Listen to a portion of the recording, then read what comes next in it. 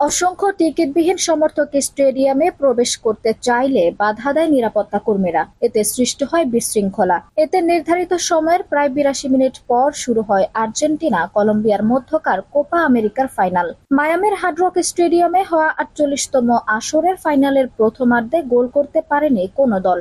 বল দখল, আক্রমণ, গোলপোস্টে শট সবকিছুতে আর্জেন্টাইনদের তুলনায় এগিয়ে ছিলেন কলম্বিয়ানরা।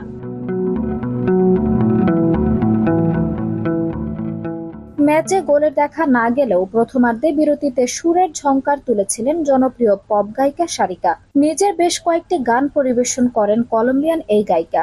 ফলে দ্বিতীয়ার্ধের খেলা শুরুতে কিছুটা দেরি হয়। এতে অবশ্য ভক্তরা বিরক্ত হয়েছেন তা বলা যাবে না। নিজ দেশ ফাইনাল খেললেও পারফরম্যান্সের জন্য বড় অঙ্কের টাকা নেন শাকিরা। আর্জেন্টাইন সাংবাদিক জোয়ান এইচ গোয়েন জানিয়েছিলেন, সংক্ষিপ্ত এই পারফরম্যান্সের জন্য $2 মিলিয়ন দেওয়া হয় তাকে, বাংলাদেশি মুদ্রায় যার পরিমাণ প্রায় 23,43,00,000 টাকা।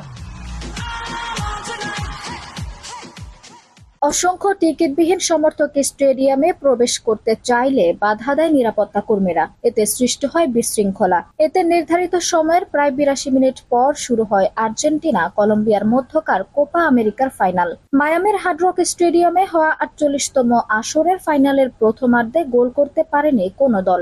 বল দখল, আক্রমণ, গোলপোস্টে শট সবকিছুতে আর্জেন্টাইনদের তুলনায় এগিয়ে ছিলেন কলম্বিয়ানরা।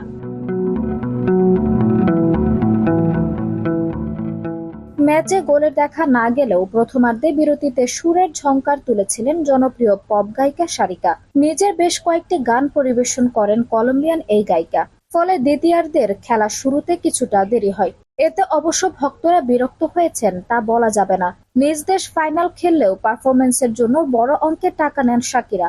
আর্জেন্টাইন সাংবাদিক জোয়ান এইচ গোয়েন জানিয়েছিলেন, সংক্ষিপ্ত এই পারফরম্যান্সের জন্য $2 মিলিয়ন দেওয়া হয় তাকে, বাংলাদেশি মুদ্রায় যার পরিমাণ প্রায় 23,43,00,000 টাকা। আঞ্জুম হক, আরবি টাইম নিউজ ডেস্ক।